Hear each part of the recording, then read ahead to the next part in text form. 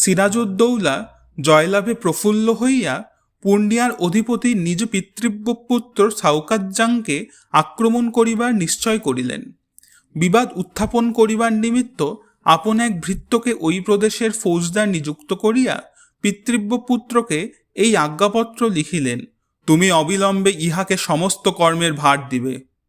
ইহাতে ওই উদ্ধত যুবা ক্রোধে অন্ধ ও ক্ষিপ্তপ্রায় হইয়া উত্তর লিখিলেন, আমি এই সমস্ত প্রদেশের যথার্থ অধিপতি, দিল্লি হইতে সনন্দ পাইয়াছি, অতএব আজ্ঞা করিতেছি তুমি অবিলম্বে মুর্শিদাবাদ পরিত্যাগ করিয়া যথা ইচ্ছা চলিয়া যাও।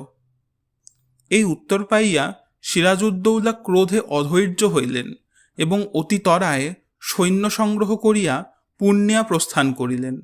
সাওকাতজাংও এই সংবাদ পাইয়া সৈন্য লইয়া তদভিমুখে যাত্রা করিলেন। কিন্তু সাওকাতজাং যুদ্ধের কিছুই জানিতেন না এবং কাহারও পরামর্শ শুনিতেন না।